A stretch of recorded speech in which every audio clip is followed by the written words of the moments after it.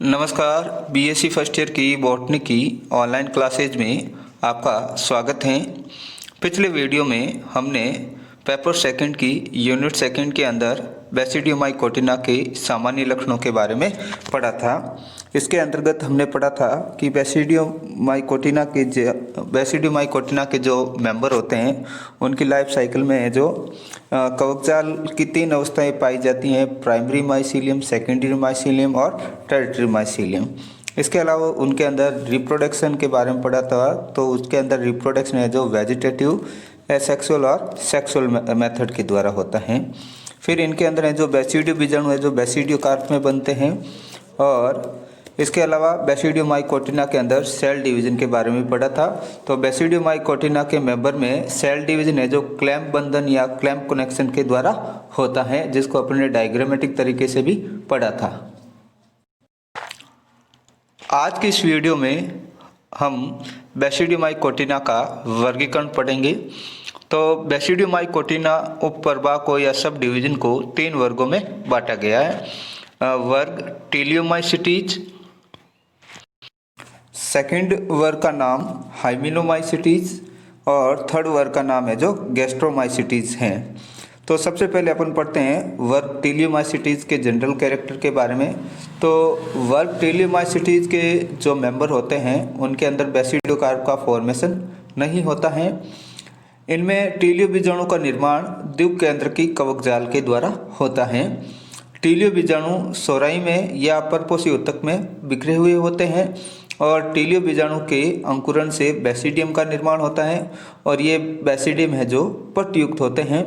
और इसके जो सदस्य होते हैं वो 7 पादपों में परजीवी होते हैं।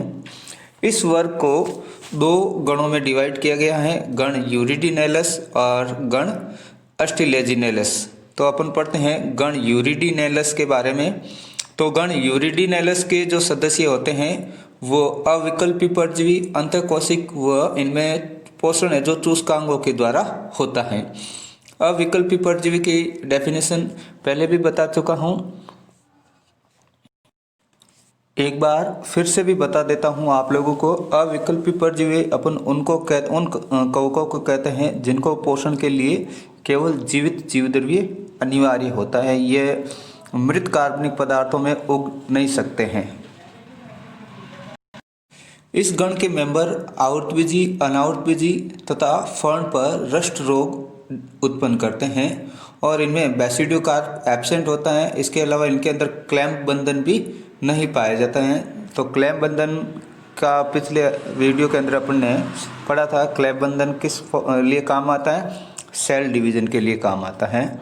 इसके अलावा इनमें डोल छिद्री पट है जो एब्सेंट होते हैं। टीलियो बीजाणु कवक सूत्र के शीर्ष पर उत्पन्न होते हैं।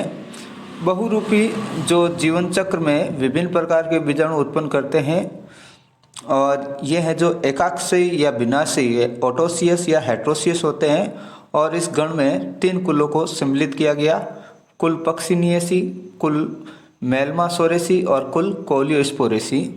तो कुल पक्सिनियसी के बारे में पढ़ें तो इसके अंदर टीलियो बीजाणु है जो सवृंत होते हैं और टीलियो बीजाणु है जो अंकुरण के द्वारा पटयुक्त प्रोमाइसीलियम या प्राक कवकजाल का निर्माण करते हैं और इसका एग्जाम्पल है पक्सिनिया। अब अपन नेक्स्ट पढ़ते हैं टीलियोमाइसिटीज के दूसरे गण के बारे में जिसका नाम है अस्टिलेजिनेलस। इस गण के जो सदस्य होते हैं वो पुष्पी पादपों पर परजीवी होते हैं और ये क्या करते हैं, जो परपोषी होते हैं उनसे जो चूसकांग के द्वारा फूड का या भोजन का अवशोषण करते हैं। तो इनमें भोजन का अवशोषण किसके द्वारा होता है? चूसकांग के द्वारा या होस्टोरिया के द्वारा होता है। इस गण के सदस्य जो परजीवी होते हैं और पादपों के अंदर कंड या स्मट डिजीज उत्पन्न करते हैं। टीलियो बीजाणु द्वितीय कवकजाल की प्रत्येक कोशिका में बनते हैं और इनमें है जो क्लैंप बंधन अस्पष्ट होता है, मतलब क्लियरली इसके अंदर क्लैंप बंधन नहीं होता है। इनमें जो डोल छिद्री पट अनुपस्थित होते हैं और बेसिडियम पर प्रांगुल भी नहीं पाए जाते हैं। बेसिडियो बीजाणु का विमोचन है जो निष्क्रिय रूप से होता है और इस अस्टिलेजिनेस गण में 3 कुलों को सम्मिलित किया गया है, अस्टिलेजिनेसी, ग्रेफियोलेसी और टीलीसिएसी। तो अपन कुल टीलीसिएसी के बारे में पढ़ते हैं। तो टीलीसिएसी के अंदर जो टीलियो बीजाणु बनते हैं वो अवृंत होते हैं और टीलियो बीजाणु अंकुरण के द्वारा पटयुक्त प्रोमाइसीलियम या पटयुक्त प्राक कवकजाल का निर्माण करते हैं। प्रोमाइसीलियम की प्रत्येक कोशिका से मुकुलन द्वारा बेसिडियो बीजाणु का निर्माण होता है। तो इनमें बेसिडियो बीजाणु का फॉर्मेशन कौन से मेथड से होता है? मुकुलन या बडिंग के द्वारा होता है। लेकिन कुछ जातियों में बेसिडियो बीजाणु नहीं पाए जाते हैं और इस कुल का जो एग्जाम्पल है वो है अस्टिलेगो। और अस्टिलेगो के बारे में नेक्स्ट वीडियो के अंदर अपन डिटेल में पढ़ेंगे, उसकी वेजिटेटिव स्ट्रक्चर, उसके अंदर रिप्रोडक्शन कैसे होता है और ये कौन कौन सी डिजीज प्रोड्यूस करता है और किन किन प्लांट्स को ये अफेक्ट करता है। सेकंड जो क्लास पढ़ते हैं बेसिडियोमाइकोटिना की, जिसका नाम है हाइमेनोमाइसिटीज। तो इस वर्ग के जो सदस्य होते हैं उनमें बेसिडियोकार्प का निर्माण होता है और बेसिडिया हैं जो हाइमीनियम में उपस्थित होते हैं। हाइमीनियम एक विशिष्ट और निश्चित स्तर होता है जो इनके फलनकाय या फलन पिंड के अंदर पाया जाता है और उसी के ऊपर है जो बेसिडिया का निर्माण होता है। यानी कि बेसिडिया के अंदर हाइमेनियम होता है और हाइमेनियम के ऊपर ही है जो बेसिडियोस्पोर बनते हैं। बेसिडियोकार्प अनाउट प्रकार की होती है, यानी कि जिम्नोकार्पिक होती है, इसके ऊपर कोई भी लेयर प्रेजेंट नहीं होती हैं और जो बनने वाले बेसिडियम होते हैं वो पट रहित या पट युक्त होते हैं। अगर पट रहित हैं तो इस प्रकार के बेसिडियम को अपन होलो बेसिडियम कहते हैं। अगर पट युक्त हैं तो इस प्रकार के बेसिडियम को अपन हेट्रोबेसिडियम या फ्रेगमोबेसिडियम भी कहते हैं। बेसिडियो बीजाणु का विमोचन है जो प्रचंडता से या वियोलेंटली होता है, यानी कि तेजी से ये बिखर जाते हैं। और इस वर्ग के जो सदस्य होते हैं वो सामान्यतः मृतोपजीवी या सेप्रोफाइट होते हैं जो सड़े गले कार्बनिक पदार्थों पर ग्रो करते हैं। इसका एग्जाम्पल है जो अगेरिकस हैं और पॉलीपोरस आदि हैं। अलेक्जोपोलस ने वर्ग हाइमेनोमाइसिटीज को दो गणों में डिवाइड किया, अगेरिकैलस तथा पॉलीपोरेलसस। तो सबसे पहले अपन पढ़ते हैं गण अगेरिकैलस के बारे में। तो अगेरिकैलस गण के सदस्यों के जीवन चक्र को अधिकांश अवस्था में दीर्घकालिक द्विकेंद्र की द्वितीय कवक जाल पाया जाता है।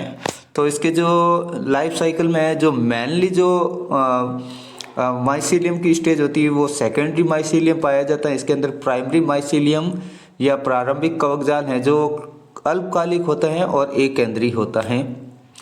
कुछ सदस्यों में कवक सूत्र या माइसीलियम क्या करते हैं, एकत्रित होकर जटिल होकर एक जटिल रज्जुनुमा संरचना बनाते हैं या क्रोडाइल नामक स्ट्रक्चर बनाते हैं जिसे तंतु जटा या राइजोमॉर्फ कहते हैं। तो अगेरिकैलस के मेंबर्स के अंदर स्पेशल स्ट्रक्चर के रूप में क्या पाई जाती हैं, तंतु जटा या राइजोमॉर्फ। इनमें अलैंगिक बीजाणु का निर्माण नहीं होता है, परंतु कुछ सदस्यों में क्लेमाइडोस्पोर व स्क्लेरोसिया का निर्माण होता है। इनमें विभेदित जननांगों का भी अभाव होता है, यानी कि लैंगिक जनन के दौरान जो लैंगिक रिप्रोडक्टिव ऑर्गन होते हैं वो इसके अंदर नहीं प्रेजेंट होते हैं।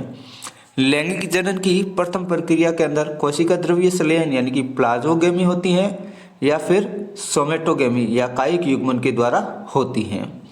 फिर इसके जो समस्त सदस्य होते हैं वो फलन पिंडों या बेसिडियोकार्प का फॉर्मेशन करते हैं और जो स्पष्ट व सुविकसित होते हैं। फलन पिंड है जो छत्रीनुमा एवं अनावर्त फली या अर्ध आवर्त फलीय प्रकार के मांसल या कभी कभी चर्मेल या लेदरी होते हैं। तो इनके फलन पिंड कैसे हो गए, या तो छत्रीनुमा अनावर्त फली या अर्ध आवर्त फल की है, यानी कि या तो ये नेक्ड हो गए या इनके ऊपर जो कवरिंग होगी वो आधी होगी।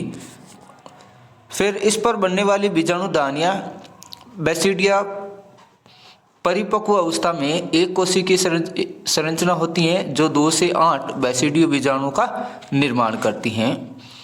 पटहीन बेसिडिया क्लोम या गिल नुमा उत्तक की पट्टिकाओं में विन्यासित रहते हैं और गिल फलन पिंड की निचली सतह पर साइकिल के पहियों में लगी तानियों की तरह लगे होते हैं। जैसे साइकिल के अंदर जो ताड़ी वगैरह कैसे लगी होती है, तो ठीक इसी प्रकार फ्लड पिंड के अंदर भी गिल लगे रहते हैं। और इस गिल के अंदर है जो बैसिडिया, जो नॉन सेप्टेट बैसिडिया होता है, वो अरेंज रहते हैं। यही कारण है कवक गिल फंजाई कहलाती हैं। इनको क्यों बोलते हैं गिल फंजाई, क्यों बोलते हैं, क्योंकि ये गिल के अंदर ही है जो बैसिडिया प्रेजेंट रहता है। अब बारिश के दिनों में इस प्रकार की जो फंजाई उगती हैं, तो आपने देखा होगा एक छतरी की तरह ज़मीन से बाहर निकलती हैं, तो उसके नीचे साइकिल की ताड़ियों की तरह गिल हैं जो प्रेजेंट रहता है, पट्टिकाएँ प्रेजेंट रहती हैं। इस गण की अधिकांश जातियाँ मृतोपजीवी होती हैं, लेकिन कुछ जातियाँ काष्ठीय वृक्षों या वुडी ट्रीज के अंदर परजीवी के रूप में भी पाई जाती हैं। इस गण के अंदर कुल सात कुलों को सम्मिलित किया गया है। कुल अगेरिकेसी, इसके अंदर जो फलनकाय उपस्थित होता है और मांसल होता है। इसके सदस्य हैं जो मृतोपजीवी या सैप्रोफाइट होते हैं। बैसिडिया है जो गिलो या लेमेली पर उपस्थित होता है। और हाइमेनियम है जो गिलो के दोनों तरफ प्रेजेंट होता है। और इस प्रकार का जो फलन का मतलब इस कुल का जो एग्जाम्पल है वो अगेरिकस है। तीसरा जो वर्ग है जिसका नाम है गैस्ट्रोमाइसिटीज, तो इस वर्ग के सदस्यों के अंदर बैसिडियो कार्प प्रेजेंट होता है और हाइमेनियम उपस्थित भी होता है या कुछ सदस्यों में अनुपस्थित भी होता है। बैसिडियम कार्प में जो अनावृत या एंजियोकार्पिक प्रकार के होते हैं।